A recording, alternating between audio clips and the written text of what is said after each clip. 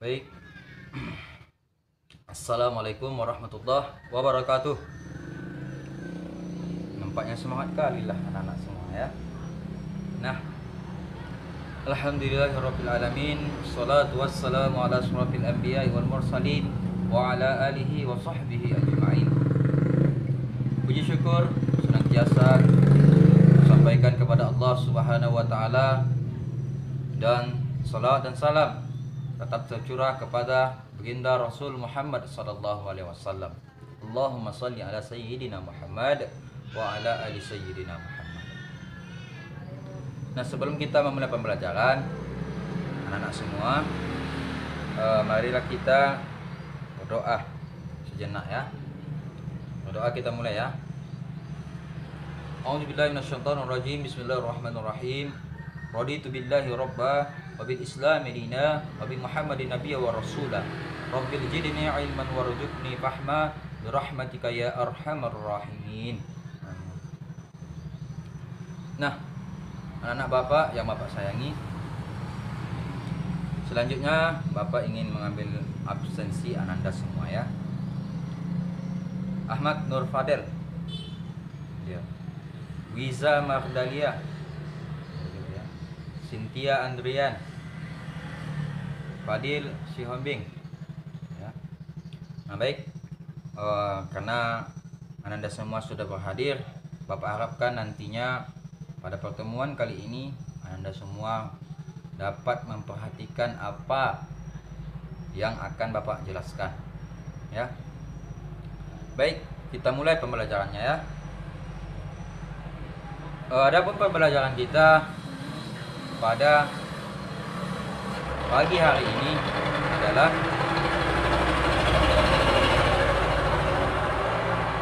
tentang zakat fitrah. Nah, zakat terbagi kepada dua, yaitu zakat fitrah dan zakat mal. Nah, Anda semua, apa itu zakat fitrah? Nah, mari kita bahas mengenai tentang zakat fitrah. Zakat fitrah adalah mengeluarkan beras atau bahan makanan pokok sebanyak 2,5 kg beras atau 3,5 liter per orang. Jadi kalau Ananda semua mau membayarkan zakat fitrah, Ananda harus membawa 3,5 liter beras kepada amil zakat yang ada di masjid Ananda semua. Nah, fungsi dari zakat fitrah ini adalah membersihkan jiwa kita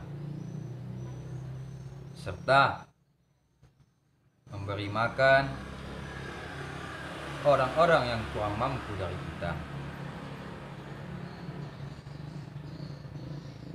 Zakat fitrah ini Ananda semua dilaksanakan pada mulai awal Ramadan sampai menjelang Idul Fitri.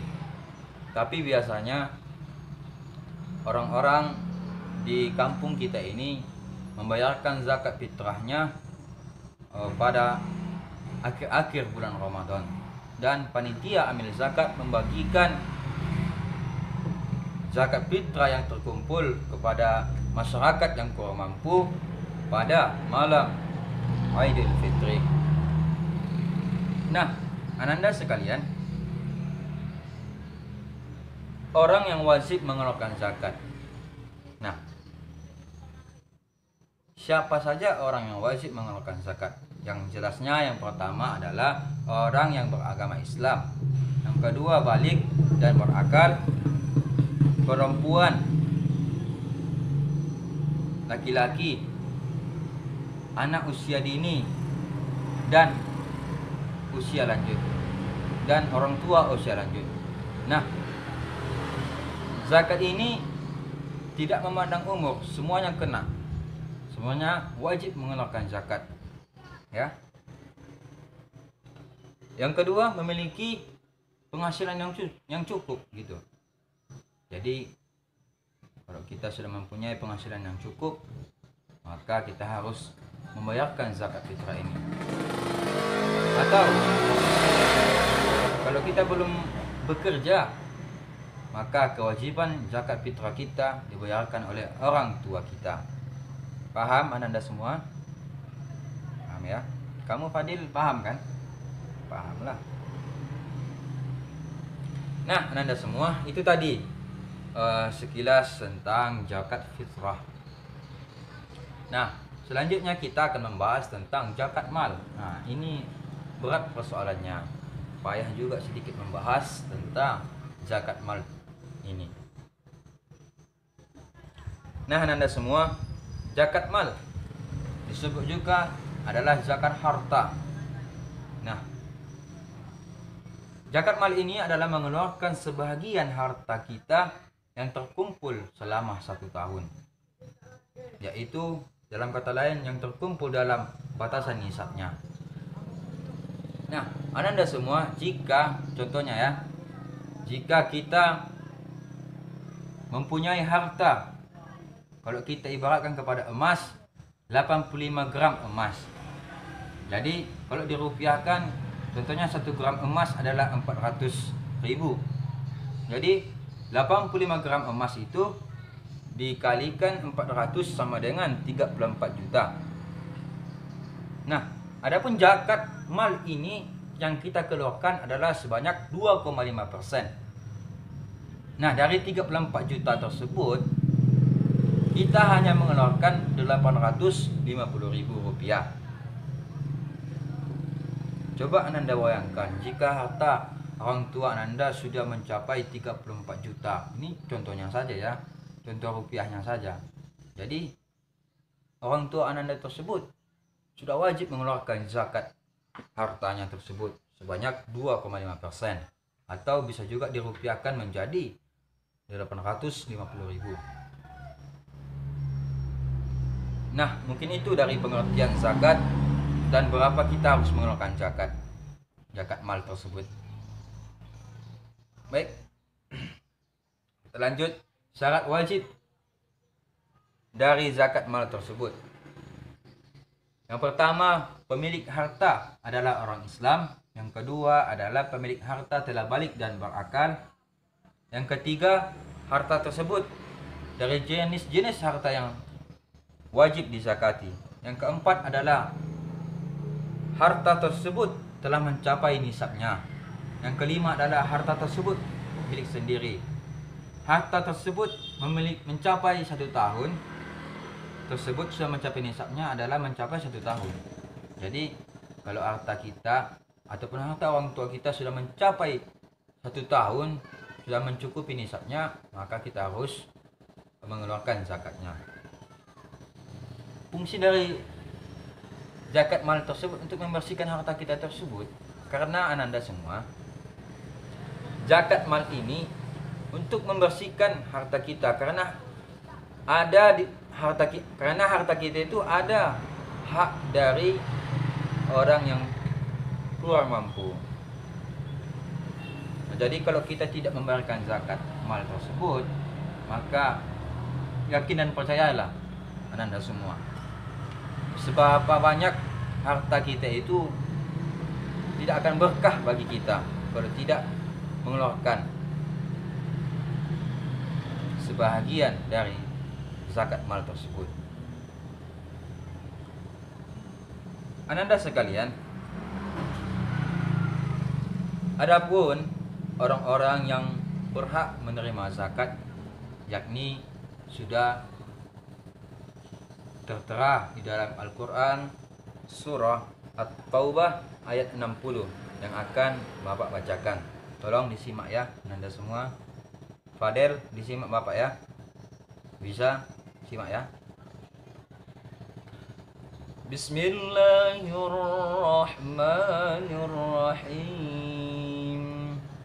Innamas sadaqatu lil fuqara'i wal masakin wal 'amilina 'alaiha wal mu'allafati qulubuhum وفي الرقاب والغارمين وفي سبيل الله وابن السبيل وفريضة من الله والله عليم حكيم.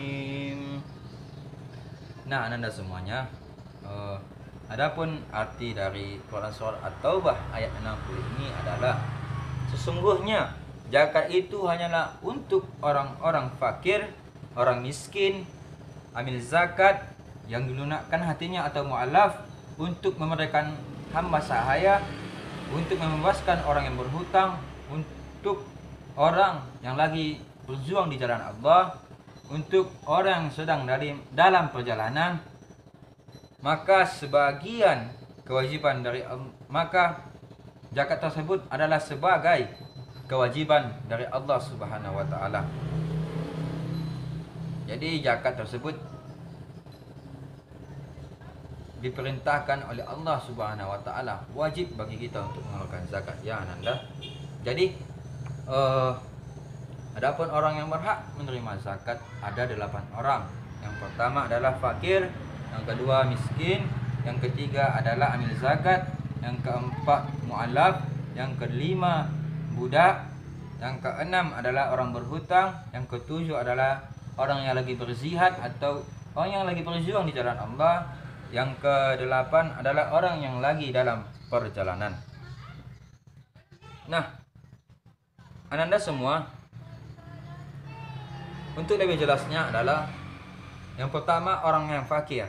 Orang yang fakir itu adalah orang yang amat sengsara hidupnya, tidak mempunyai tenaga dan harta untuk memenuhi kebutuhan hidupnya. Nah, orang yang fakir ini adalah orang yang sudah miskin, tidak bisa bekerja apa-apa, bahkan kebutuhannya saja tidak terpenuhi. Beda lagi dengan orang yang miskin. Orang yang miskin, walaupun dia miskin, akan tetapi dia selalu berusaha untuk bekerja, akan tetapi dari hasil pekerjaan tersebut masih tidak cukup untuk kebutuhannya sehari-hari. Orang yang zakat, orang yang pengurus zakat atau amin, ya, itulah panitia zakat. Yang keempat adalah mu'alaf, yaitu orang yang baru masuk Islam. Yang kelima orang yang berhutang di jalan Allah, ataupun orang yang berhutang untuk beribadah kepada Allah. Yang keenam adalah orang yang jihad. Yang ketujuh hamba sahaya ataupun budak. Yang kedelapan adalah ibnu sabil. Ibnu sabil ini adalah orang yang lagi berjuang di dalam menuntut ilmu. Jadi bisa dikatakan ibnu sabil ini semacam mahasiswa yang kurang mampu, yang lagi merantau, dia itu pantas untuk diberikan zakat. Nah, Ananda semua, dari pengertian dari zakat fitrah dan zakat mal tersebut, dan orang-orang yang wajib dizakati, serta apa saja yang harus dia keluarkan untuk zakat mal dan zakat fitrah tersebut, apakah Ananda mengerti yang telah Bapak sampaikan tadi? Paham? Alhamdulillah semuanya sudah paham. Baik, kita lanjut Ananda semua. Kita akan membahas selanjutnya tentang hikmah berzakat. Hikmah berzakat ini ada 5. Yang pertama adalah membersihkan harta dan jiwa pembayar zakat dari sifat kikir, tamak dan rakus. Yang kedua adalah membantu orang yang lagi kesusahan atau kesulitan dari segi ekonomi. Jadi yang pertama tadi untuk membersihkan jiwa, harta kita tersebut. Yang kedua adalah membantu orang dari segi kesulitan dari ekonominya. Yang ketiga adalah mendorong manusia untuk berjiwa sosial dan peduli kepada sesama. Jadi setelah zakat fitrah ini kita keluarkan, maka ada rasa sosial kita yang timbul dalam hati kita, untuk mendorong rasa sosial kita untuk peduli kepada sesama. Yang keempat adalah mendorong manusia untuk bersikap jujur dan bertanggung jawab atas harta yang dimilikinya. Yang kelima adalah mengingatkan manusia bahwa harta dan kekayaan hanyalah titipan dari Allah Subhanahu wa taala.